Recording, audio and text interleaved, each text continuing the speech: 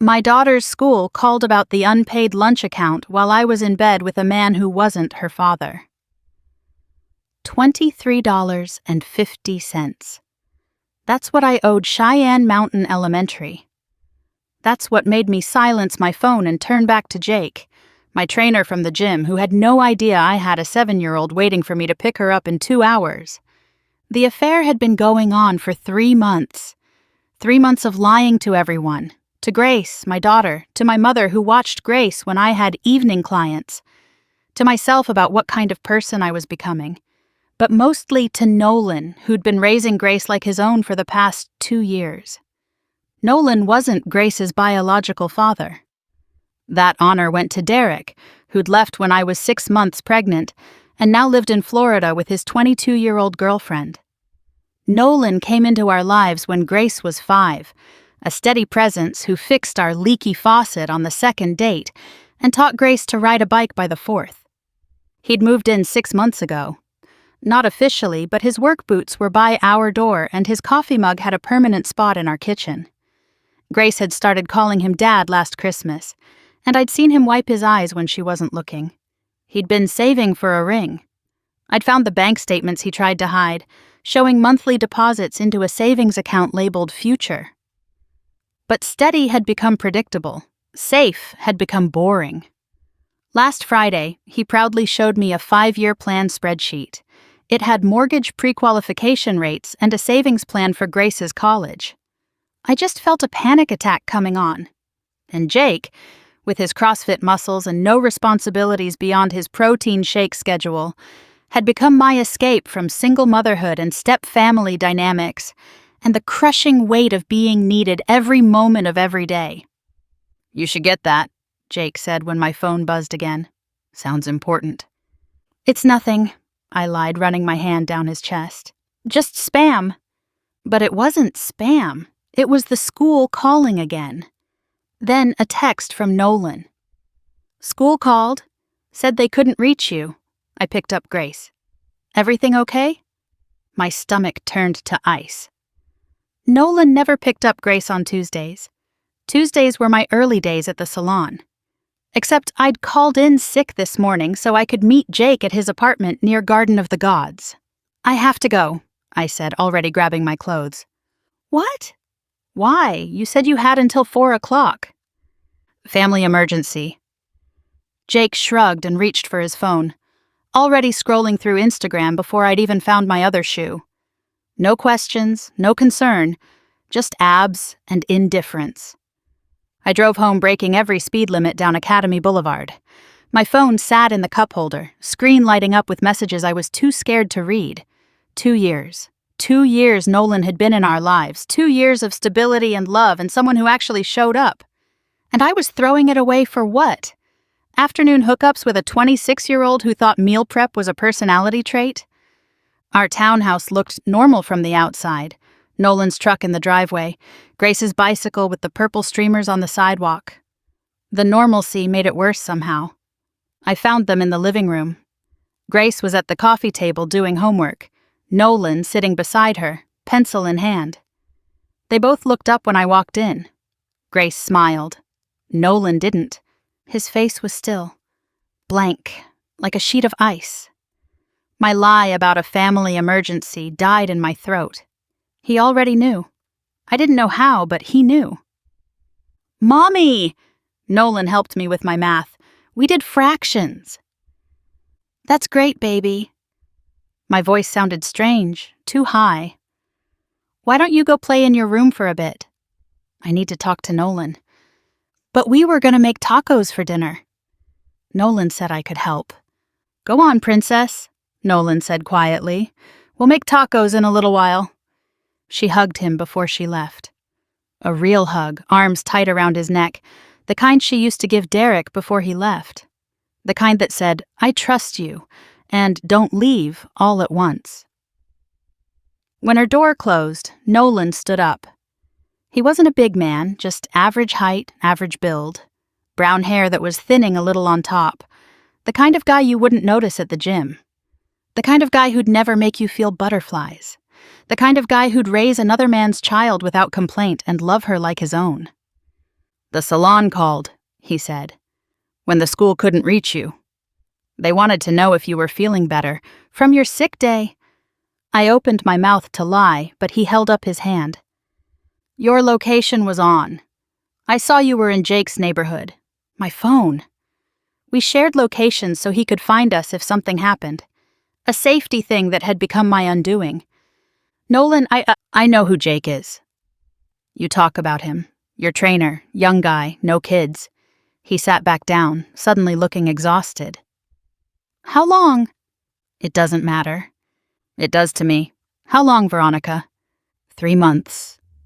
He nodded like he'd expected that answer. "Since my birthday." His birthday.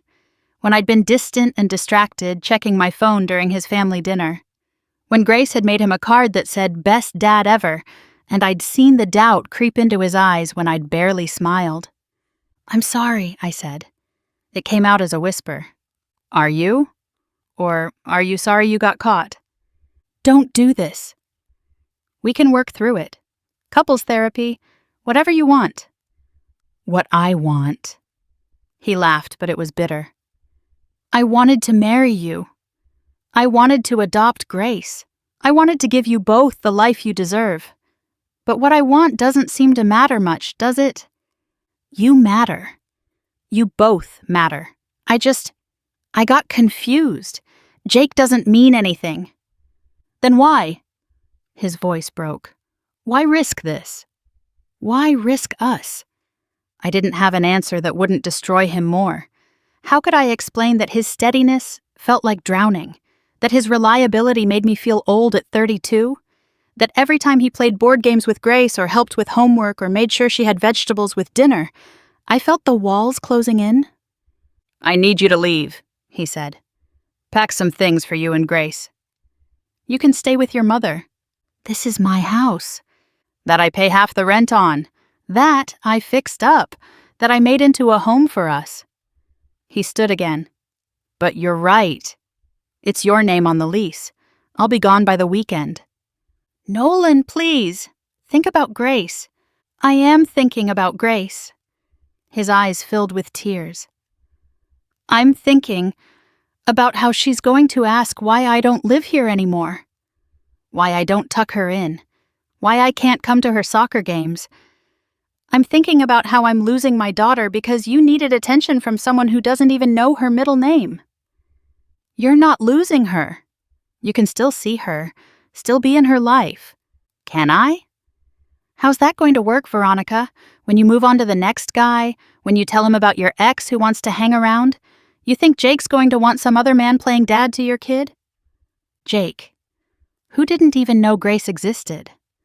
Who I'd told I was childless because it was easier than explaining. Who'd never once asked about my life beyond our scheduled sessions. "I don't want Jake," I said. "You wanted him enough to risk everything." Grace's door opened. She stood in the hallway in her purple pajamas, the ones Nolan had bought her with the unicorns on them. "Are you fighting?" she asked. "I don't like when you fight." "No, sweetheart," Nolan said, crossing to her.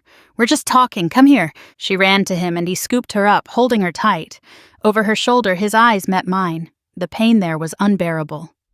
"Nolan has to go away for a while," I said. "Like a trip? Can we come?" "No, baby. A different kind of away." She pulled back to look at his face. 7 years old, but perceptive in the way kids who've already lost one parent can be. "Are you leaving like Daddy did?" "Oh, princess." His voice was thick. "I don't want to. But sometimes, grown-ups, sometimes things happen." "Is it because of me? Did I do something bad?" "No. Never. You're perfect. You're the best thing that ever happened to me." He set her down, knelt to her level. "This isn't about you. This is about grown-up stuff. And no matter what happens, I love you. That's never going to change. But you won't live here." "Not anymore." "Will you still help with my math?" I don't know." She started crying then. Quiet tears that rolled down her cheeks. The kind of tears that said she understood more than we thought. that she knew this was permanent. "I'm sorry," she whispered. "Hey, no. Grace Marie, you look at me." He cupped her face gently. "You have nothing to be sorry for. You're my best girl, always will be." "Even if you're not my dad anymore?" That broke him. He pulled her close, hiding his face in her hair. His shoulders shook. Grace wrapped her small arms around him, and they stayed like that, holding each other while I stood there, the architect of this destruction. Later, after Grace had cried herself to sleep and Nolan had quietly packed a bag, we stood by the door. The same door he'd walked through hundreds of times, where he'd carried Grace on his shoulders, where he'd kissed me goodbye every morning for 2 years. "I'll come for the rest tomorrow while you're at work," he said.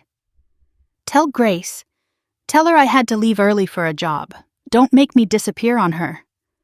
"What do I tell her when she asks when you're coming back?" "The truth. That you decided I shouldn't." "That's not fair." "None of this is fair. But at least it's honest." He adjusted his bag. "I loved you both. More than you'll ever know. I would have given you everything." "I know." "No," he said. "You don't. If you did, you never would have." He didn't finish, just walked out to his truck and drove away. No dramatic exit, no slamming doors, just gone, taking with him the future we'd been building. The family Grace deserved. I sat on the couch where he'd helped her with fractions just hours ago. My phone buzzed. Jake. "Hey, you left your earring here. Want to grab it tomorrow? Same time?" I threw my phone across the room. The next morning was brutal. Grace woke up calling for Nolan to make her pancakes, their Wednesday tradition. I told her he had to work early. She asked if he'd be home for dinner. I said I didn't know. She asked if she did something wrong. I said no. She asked why I was crying. I said I wasn't. Lies upon lies upon lies. At school drop-off, she clung to me longer than usual. "Will Nolan pick me up if you're sick again?" "I won't be sick again. Promise." "I promise." But promises from me didn't mean much anymore, did they? My mother was waiting at my house when I got home. Nolan must have called her. She took one look at me and shook her head. "Veronica Marie, what have you done?" "Don't start, Mom. That man loved you. Loved Grace like his own." "I know. Do you?" "Because I don't think you do. Men like Nolan don't come around twice. Faithful men, provider men, father men. He wasn't her father. He was more of a father than Derek ever was. And you threw him away for what, some fling?" I wanted to explain, to make her understand the suffocation I'd felt, the weight of gratitude that pressed on my chest every time Nolan did something kind, the guilt of not loving him the way he loved us. The fear that this was it, my life decided at 32, no more surprises, no more possibilities, just routine and responsibility until I died. But looking at my mother, widowed at 40 and never remarried, who'd raised me alone and never complained, I knew she wouldn't understand. She'd had her great love with my father. She'd had passion and butterflies and all the things Nolan had never given me. All Nolan had given me was everything else.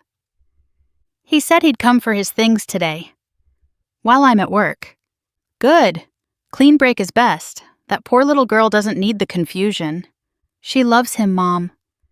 And whose fault is that? You let her get attached. You let her call him Dad. You let him in and then you... She stopped, composed herself. What's done is done. You'll stay with me for a while, until you figure things out. We don't need to leave. He said he'd go. You're leaving? That child doesn't need to be in that house with his ghost everywhere, his cereal in the cabinet, his shoes by the door. She needs a fresh start. She was right. Grace would look for him in every corner. Wait for his truck in the driveway. Ask when he was coming home until the asking finally stopped. I went to work because I couldn't afford not to. Cut hair and colored roots and listened to clients complain about their husbands who didn't help with the kids or forgot anniversaries or worked too much. I wanted to shake them. To tell them about Nolan, who'd memorized Grace's favorite bedtime stories and never forgot a school event, and had been learning to braid hair from YouTube videos. My phone stayed silent. No texts from Jake. No surprise there. Our entire relationship existed in scheduled 2-hour windows. Without those, we were nothing. When I got home, every trace of Nolan was gone. His clothes, his tools, his coffee mug. The drawings Grace had made him that he'd hung on the refrigerator. The photo of all 3 of us at the zoo last summer. 2 years erased in an afternoon. Grace noticed immediately. "Where's Nolan's stuff? He had to take it with him." "To work?" "To where he's staying now." "He's not staying here?" Her voice went small. "Did I do something bad?" "I can be better. I'll clean my room. I won't ask for help with homework." "Baby, no, this isn't about you." "Then why is he gone?" "Sometimes grown-ups make choices that hurt people." "And I made a choice that hurt Nolan." "What choice?" "How did you explain betrayal to a 7-year-old? How did you tell her that Mommy was selfish and stupid and threw away the only father figure she'd known for attention from someone who didn't matter?" "A bad choice," I said. "A very bad choice." "Say sorry. When I make bad choices, I say sorry and it's okay." "I did say sorry, but sometimes sorry isn't enough." "Why not?" Because sometimes you break things so badly they can't be fixed." She thought about this. Then, "Like when I broke my ceramic unicorn?" "Yes, like that." "But Nolan fixed that. He glued it together." "I know, baby. He was good at fixing things." "Can he fix this?" "No, not this time." She cried again, harder this time. The kind of crying that comes from understanding that the world isn't fair and people leave and mommies make mistakes that ruin everything. I held her while she sobbed, feeling her small body shake with grief that I'd caused. That night she asked if we could call him to say goodnight. I said I didn't think that was a good idea. She asked if he still loved her. I said yes. She asked why love wasn't enough to make him stay. I didn't have an answer. The next few weeks were hell. Grace regressed in ways I hadn't seen since Derek left. Bedwetting, nightmares, clinging to me at drop-off. Her teacher called, concerned about the change in behavior. I made up something about a family transition. Jake texted twice more about the earring, then stopped. I saw on Instagram that he'd started training a new client, a blonde without children or complications or a need for anything beyond muscle definition. Mom helped as much as she could, but the judgment was always there. In her sighs when Grace asked about Nolan. In her looks when I couldn't get Grace to eat. In her silence that said everything. 3 months later, I ran into Nolan at King Soopers. He was in the cereal aisle, reaching for Lucky Charms, Grace's favorite. He saw me and froze. He looked good. Healthier. Like the stress of loving someone who didn't love him back had finally lifted. "How is she?" he asked. No hello. No small talk. Straight to what mattered. "She misses you." "I miss her too." "She asks about you." "Every day at first, less now. That's probably for the best." "Is it?" "Because she's started acting out at school. Her grades are slipping. She won't let me braid her hair anymore because she says I don't do it like you." Veronica ... "I'm not trying to guilt you. I'm just... She needs you, Nolan. She needs stability." "She had stability. You took it away." "I made a mistake." "You made a choice." "There's a difference." He put the cereal back. "I can't do this. I can't be Uncle Nolan who visits sometimes. I can't pick her up from school and pretend everything's okay. I was her dad, or I wasn't." "You decided I wasn't." "That's not what I decided." "Isn't it? The moment you chose him, you chose this. Every time you lied, you chose this. Every time you met him instead of coming home to us, you chose this." "I chose wrong." "Yeah," he said, "you did." He started to walk away, then stopped. "Is she happy?" "No," I admitted. "Neither of us are." "I'm sorry about that. I really am, but I can't fix what you broke. And staying in her life when you've made it clear I'm replaceable would just hurt her more in the long run. You're not replaceable. I'm not? Then why did you replace me so easily? I had no answer. He left without buying anything. That night, Grace found one of Nolan's shirts I'd missed in the laundry. She held it to her face and breathed deep. It smells like him, she said, like sawdust in that green soap. Do you want to keep it? She nodded, clutching it tight. Will the smell go away? Eventually. I don't want it to. She looked up at me. Why did you make the bad choice, Mommy? I don't know, baby. I don't know. But I did know. I'd made the choice because I was selfish and scared and stupid. Because I'd confused contentment with settling. Because I'd mistaken steadiness for boredom. Because I'd had a man who loved us both, who was building us a future, who made pancakes on Wednesdays and fixed ceramic unicorns and learned to braid hair for a little girl who wasn't his. And somehow that hadn't been enough. Grace slept with his shirt that night, and the next, and every night for 2 weeks until the smell faded, and all that was left was the memory of a man who'd loved her better than I'd loved either of them. Jake never did return my earring. Not that it mattered. It was just a cheap thing from Target, worth maybe $12. Certainly not worth a family. Not worth a future. Not worth the look in Nolan's eyes when he'd held my daughter for the last time, 6 months now since that Tuesday. Grace doesn't ask about him anymore. She's learned that people leave and love isn't enough, and mommies make mistakes that can't be undone. She's learned too much for 7. I still see him sometimes. His truck at Home Depot, his back at the farmer's market. Once I thought I saw him at Grace's school, but when I looked again, it was just another brown-haired man who knew how to love someone else's child. My mother says I'll find someone new, that Grace will forget, that time heals. But some things don't heal. Some choices echo forever in the quiet moments, in the space where a coffee mug used to sit, in the silence where laughter used to live, in a little girl's eyes when she sees other kids with their dads. I gave up everything for 3 months of scheduled passion with someone who didn't know my daughter's middle name. And now I live with the truth of what I am. A woman who had a man who would have been a father, a husband, a future, and chose instead to be nothing but alone. Grace doesn't call anyone dad anymore. She's learned that word is dangerous. That fathers leave, that love lies, that the people who promise to stay are the ones who go. All lessons I taught her, all truths she learned from me. The earring Jake never returned? I found it last week in my jewelry box. It had been there all along. I'd left nothing at his place, lost nothing in his bed, nothing except everything that actually mattered. I closed my hand around the cheap metal.